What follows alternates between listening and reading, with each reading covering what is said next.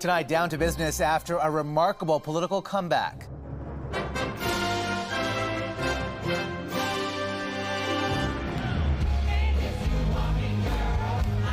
From victory dance to tackling massive hurdles, hours into a new mandate. Beaucoup d'énergie, beaucoup à faire. What Mark Carney and Donald Trump agreed to on a phone call today. Conservative supporters stunned after their leader fails to secure his own seat. It wasn't really something I was ready for. What's next for Pierre Poilievre and for the NDP? How the result is playing out in a province where separatist voices are growing louder. Our only alternative is to now file for a divorce from Canada. Plus, which convicted cardinal has officially pulled out of the conclave? And bringing back a classic chilling challenge. What's creating a comeback splash with a new cause in mind? Woo! Shot!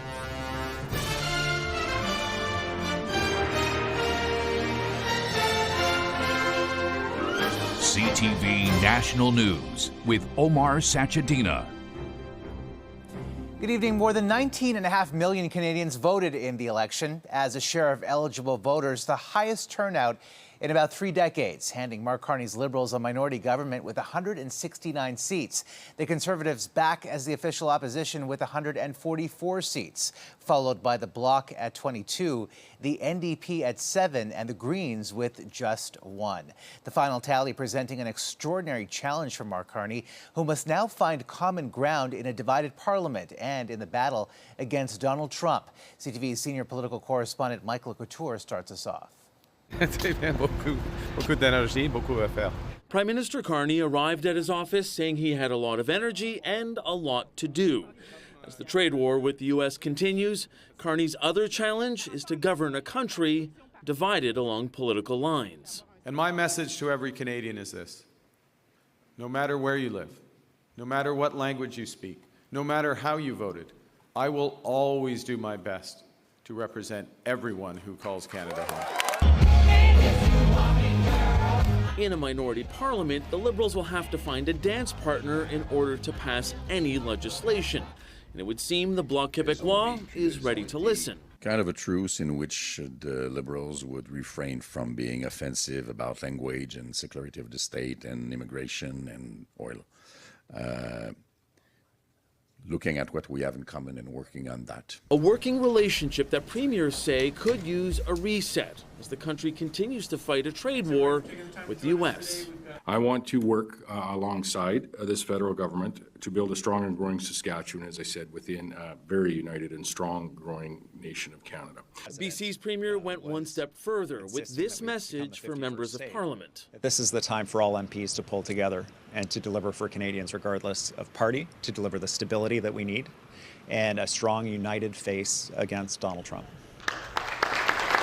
After being welcomed by the Governor-General at Rideau Hall, the new U.S. ambassador to Canada said in a statement the relationship between the two countries is one of the closest, adding, "We've got a big job ahead of us." Carney and Trump spoke on the phone today, where the U.S. president congratulated him on the victory, and the two leaders agreed to meet in person in the near future. Omar? And still no firm date. All right, Mike, thank you. The Conservatives are picking up the pieces after losing their 4th straight federal election to the Liberals, with the leader losing a seat he's held for nearly 2 decades. CTV's Abigail Beeman with the reaction from the riding. It's a bittersweet moment. Taking down lawn signs this morning, Jeff Turner has worked on every Pierre Poilievre campaign since the first in 2004. It's a shock, really. You know, there was rumors of a possible change, but it wasn't really something I was ready for, that any of us that were working for Pierre were really expecting. In the biggest election night upset, Liberal Bruce Fanjoy beat Poilievre by more than 4,300 votes. I knew we were right there, and I knew it was going to be close on election night. No matter what happens tomorrow, I will be there to fight for you. From his final campaign rally to his election night speech, the now seatless leader made it clear he's not interested in stepping aside. It will be an honor to continue to fight for you and to be a champion of your cause as we go forward. But parliamentary experts say the man known for being a question period pit bull will have to watch from the gallery until he can win a new seat. Mr. Poilievre would basically have to convince one of his Conservative members to give up their seat, which would then trigger a by-election. I'm focusing on unity. While the Ontario Premier was asked Tuesday about comments from Conservative MP Jamil Javani, who told CBC on election night Ford was a hype man for the Liberals who sabotaged the federal Conservatives. We have to bring this country together like we've never have before. Each other are not the enemies. Back in Carleton, it's still hard to process. What is Carleton without Pierre Poilievre? I don't know. Every election, Poilievre is known for door-knocking as many houses as possible here in the riding. As one senior Conservative source put it to CTV News, this time he wasn't here, door-knocking across the country instead, inadvertently sacrificing his own seat to pick up 24 more. Abigail Beeman, CTV News, Manotick, Ontario. There are also questions about the NDP's future after Jagmeet Singh lost his seat and stepped down as leader. CTV's Judy Trin looks at what's next. This is the orange, crushed. NDP leader Jagmeet Singh resigned after failing to win his own riding. Tonight, I've been informed our party leader that I'll be stepping down as party leader as soon as an interim leader can be appointed. Now, I could not have done this incredible job without, here's a point, give me a second to break down a bit. I couldn't have done it without the incredible support of my wife. Could have kidded. Singh came a distant third behind the Liberal winner. Across Canada, the New Democrats were only able to hold on to 7 seats, 5 short of official party status. This was the worst result in the party's history, even worse than 1993, when under Audrey McLaughlin, the NDP returned 9 MPs to Parliament.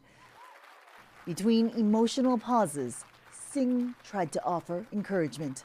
I'm hopeful for our party. I know that we will always choose hope over fear and optimism over despair and unity over hate. Without meeting the threshold of 12 seats, the New Democrats will lose its parliamentary research budget, and its MPs won't get to ask regularly scheduled questions in the House of Commons. Insiders say it was difficult to stop the crash in voter support. People were afraid of Donald Trump, and they were afraid of Pierre Poilievre. And when I knocked on the door, and people said, hey, we like the work you're doing, we like Jagmeet, but we're just scared this time, and we feel like we need to go to vote for Mark Carney to stop Pierre Poilievre. The NDP caucus needs to select an interim leader before Parliament resumes. The party also needs to plan for a leadership convention that it didn't want. Judy Trin, CTV News, Vancouver. It was also a disappointing result for the Bloc Québécois, whose leader, as you heard, offered to work with Mark Carney under a temporary truce to prop up his minority government. CTV's Quebec Bureau Chief Geneviève Beauchemin with how the political landscape has changed in that province. Bloc Québécois leader Yves-François Blanchet and his troops lost about a third of the party's seats, boosting the Liberals' fortunes in Quebec. But the Bloc held on to just enough ridings to keep a red wave from washing across the province. We have controlled a wave with our bare hands. So we are entitled to be proud. But I lost some very close friends. And so the old adage that the path to a majority cuts through Quebec held true. And the Bloc now says it's prepared to work with the Liberals. Blanchet easily won his riding, but some longtime Bloc MPs lost their seats, particularly in regions just outside the island of Montreal. This is going to be certainly raising questions internally within the Bloc Québécois regarding the leadership of Yves-François Blanchet. Is he still the man to lead that party for the next few years and up until the next election? Blanchet blamed the shadow U.S. President Donald Trump cast over the election, pushing many Quebecers to drape themselves in the Canadian flag. That complicated Blanchet's pitch to voter to elect him to a seat in the House of Commons that he called a foreign parliament last week. We are, either we like it or not, part of an artificial country with very little meaning called Canada. A harder sell as many in the province focused on fighting the threat from the U.S. rather than on Quebec's identity within Canada. Now, the Bloc Québécois has a balancing act on its hands, fighting for its raison d'être, Quebec independence, but at the same time fighting to protect Canada from the threat from the U.S. Geneviève Beauchemin, CTV News, Montreal. Joining me now is CTV's chief political correspondent, Vashi Capello. This was a fascinating election, Vashi. Let's start with Pierre Poilievre's future. How does he stay on as leader without winning his seat? And does he have the support of his caucus? Yeah, I don't think we would be as, skeptical about his prospects of staying on as leader if he didn't lose that seat. He's going to have to find a seat in the House of Commons in order to occupy the residence for the opposition leader or even be the opposition leader, the way the rules are written. That might happen in Alberta, I am being told, but no finalized decision on that front. I think caucus support is the big factor. It was with his predecessors in Andrew Scheer and Aaron O'Toole. He has way more of it, but there is some pushback about the level of control that he exerted in the pre-writ period and during the campaign, and that could manifest into something more significant in the coming days and weeks, Omar. And looking at the final tally, the Liberals were 3 seats shy of a majority, so a strong minority government, but a minority all the same. How confident are they that they will be able to push forward their legislative agenda in a timely way? Well, I've been talking, Omar, to as many people in and around Mark Carney as I can over the course of the day. They wanted a majority. To be clear, they wanted a majority. They thought it was in their sights, but they're okay today with the idea of 169 seats, getting their agenda over the finish line with just 3 extra votes needed. They can draw from 3 different parties. They don't feel it will be as big a challenge as perhaps, let's say, other minority governments before them, so they're feeling pretty optimistic right now. Omar? All right, Vashi, thank you for this tonight. Alberta's premier congratulated Mark Carney, but says her province was deeply frustrated with the re-election of the Liberal government. CTV's Tim Brooke with how some are displaying that frustration. As Mark Carney takes a minority red government to Ottawa, across the map, some are feeling blue. Albertans are hurt and betrayed. That's how I think Albertans are feeling. Premier Danielle Smith was pulling for a Conservative clean sweep, and she almost got it in Alberta. Here, 34 of 37 possible seats went to Pierre Poilievre's team. But when all is said and done nationally, it won't be Poilievre. Smith will be pitching her energy and equalization ideas too. We want to be able to have Alberta sovereignty within a united Canada. But we also would like to see Team Canada be on Team Alberta for once. Some insist that's no longer possible. This is now a completely abusive relationship. And our only alternative, mediation has failed. And so our only alternative is to now file for a divorce from Canada. Led by a former UCP operative, the Republican Party of Alberta is pushing for a way out. Alberta needs a binding independence referendum. It needs to set the boundaries clear with the rest of Canada. That Confederation is broken. It isn't working. Experts have almost unanimously laughed off the chance of the province separating, but the chance of holding a public vote is improving. An act tabled Tuesday will soon make it easier for Albertans to bring forward referendum ideas by lowering the number of petitioner signatures needed. If citizens want to put a question on a ballot and get enough of their fellow citizens to sign that petition, then those questions will be put forward. And it's one of those things that you're forced to take seriously, but you also have to watch how seriously you actually take it, in the sense that it's still a minority voice. And that minority isn't as big as it appears. Alberta will have 92% of its ridings represented by Conservatives, but the party only grabbed 64% of the provincial votes. I'm not for separation, and I don't think the majority of Albertans are either. I don't think that this election is going to have an impact on sovereignty. It saddens me to hear that some Albertans think that that's a good thing. If you're going to flirt with separatism, call a referendum. Just do it, and let's see what Albertans have to say. Tim Brooke, CTV News. Turning to that horrific attack at a Filipino street festival in Vancouver, and new details tonight about the victims and the man now accused of mass murder. Here's CTV's BC Bureau Chief, Andrew Johnson. Vancouver first responders are among the mourners near the scene they raced to Saturday trying to save lives. I think about all the people that stepped up to help, the heroism of the people when we arrived on scene that were performing first aid, CPR, to try and do what they can. 11 people were killed, the youngest just 5 years old. A 22-month-old toddler remains in hospital in serious condition. Among newly identified victims, 3 members of a Colombian family who immigrated to Canada to find a better life and volunteered with a local Latin community group. A lot of our volunteers are in shock right now.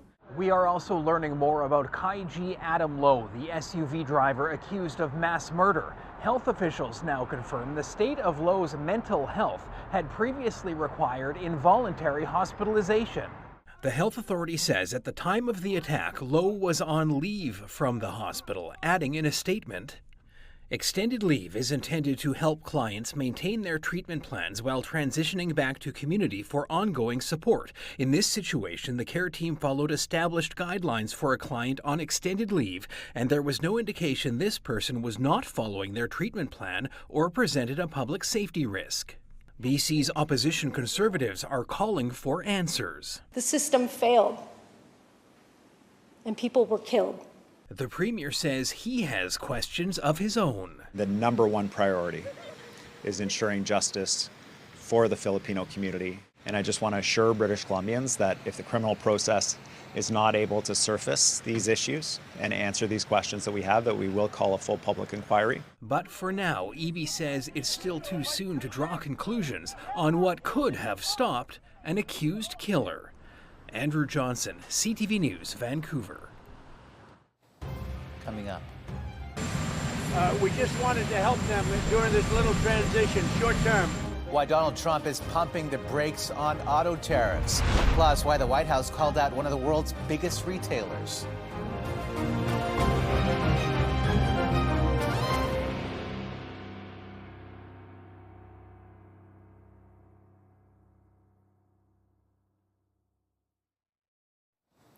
U.S. President Donald Trump marked his first 100 days in office with a campaign-style rally in Michigan. And we're here tonight in the heartland of our nation to celebrate the most successful first 100 days of any administration in the history of our country, and that's according to many, many people.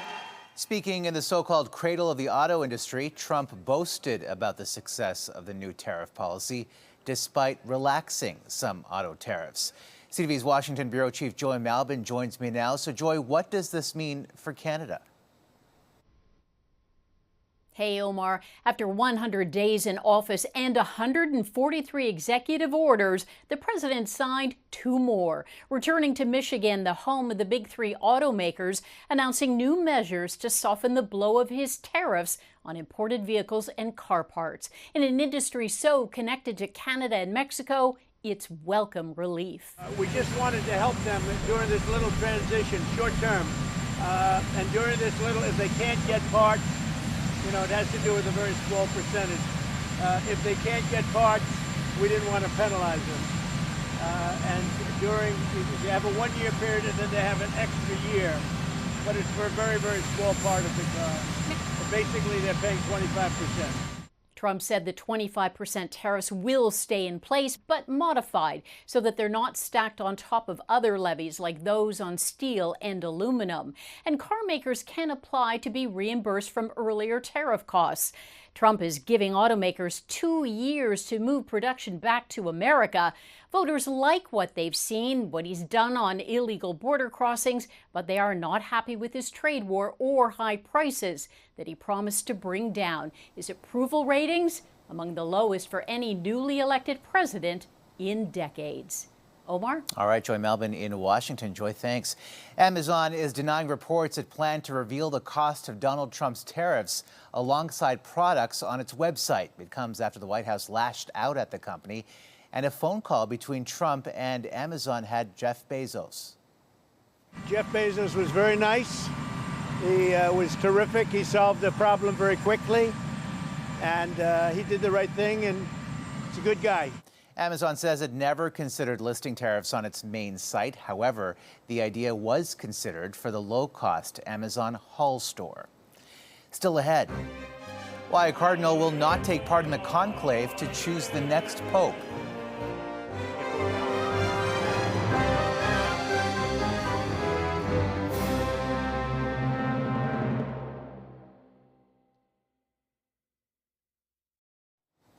Smoke billowed into the sky over London today as a large fire broke out at an electrical substation.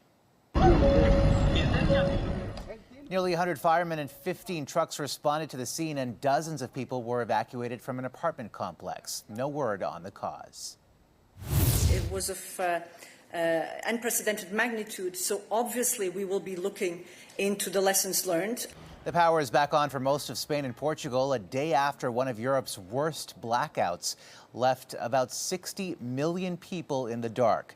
Still no word on the cause of the massive outage, but the EU does not believe it was a cyber attack. Transport, communication devices, and medical procedures were all impacted. Trains and flights are still reporting delays.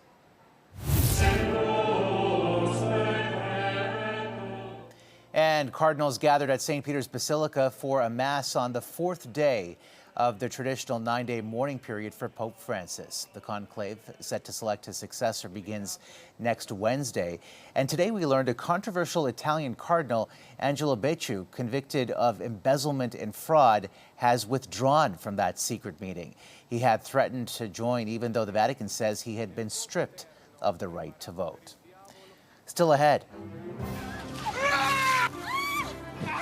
why this chilly viral trend is making a big comeback, but with a twist.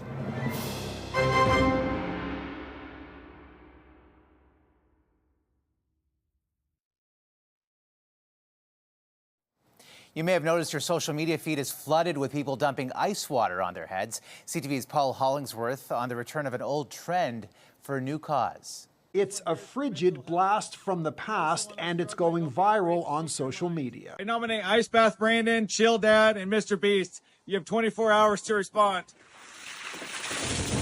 The Ice Bucket Challenge was first launched in 2014, supporting ALS, a neurological disorder that affects muscle control. Now, the Speak Your Mind Ice Bucket Challenge supports mental health, and many are soaking it in. It's an opportunity and a platform to bring more awareness to mental health issues. The Ice Bucket Challenge resurgence started at the University of South Carolina. It's now making a splash in Canada. Halifax Hoopers pro basketball player Akeem Clark has lived with mental health struggles in earlier chapters of his life. Clark says the challenge is a fun and meaningful gesture that shows his fans and friends care about his well-being. Everyone's coming together to do this activity to show support to something that's that's a problem that's going on in our communities.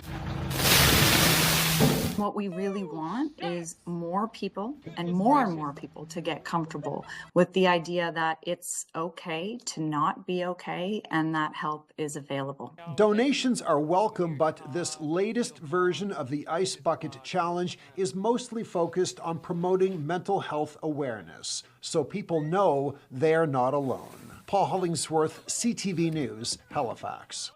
And that's a snapshot of this Tuesday. Thanks for watching, and good night. See you tomorrow.